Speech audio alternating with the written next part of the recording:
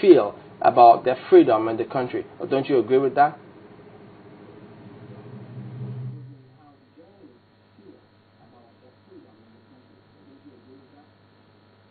Well, I don't know what you mean by journalists feeling about their freedom in the country, because that is very subjective.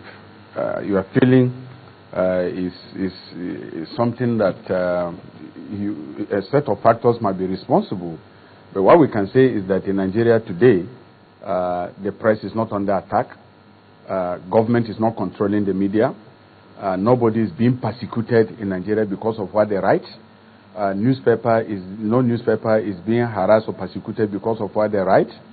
And there is freedom of expression very robustly in the country.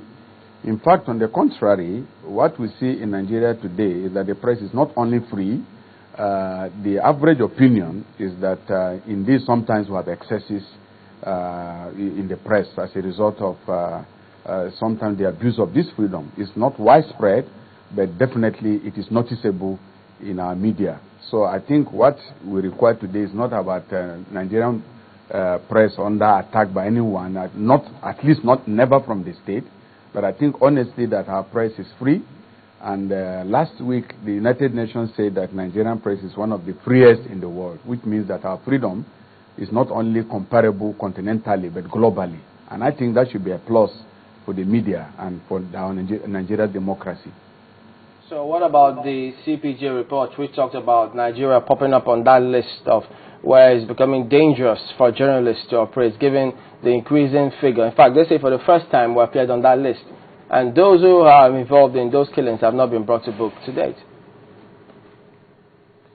Let me say that the CPJ report is indeed very, very difficult to understand. First of all, who are the CPJ people? It's a new organization. We don't know those behind it. We don't know who set it up.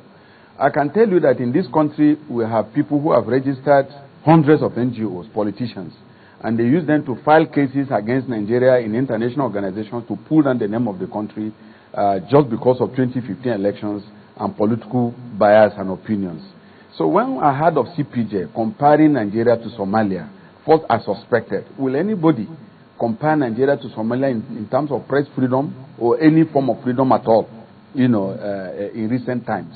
So I think the CPJ, as I have said, the report was sometime taken from 1992, which was a combination of military rule up to our period.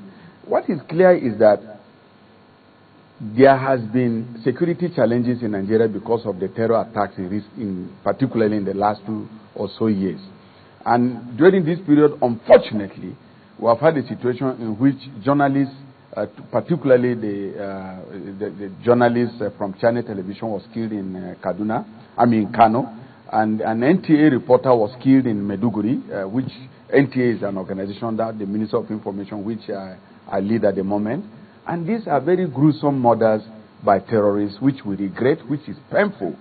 And of course, there are thousands of Nigerians also who have lost their lives in the course of this terror war on the country. It's not as if there is a particular, if it is instigated by the state. It is not. So to now use those cases to judge Nigeria as if the government of Nigeria had decided to ignore attacks on journalists while investigating or bringing to book those who have killed other citizens. So you can see it was crafted politically to give Nigeria a bad name because of the challenge that we are facing now.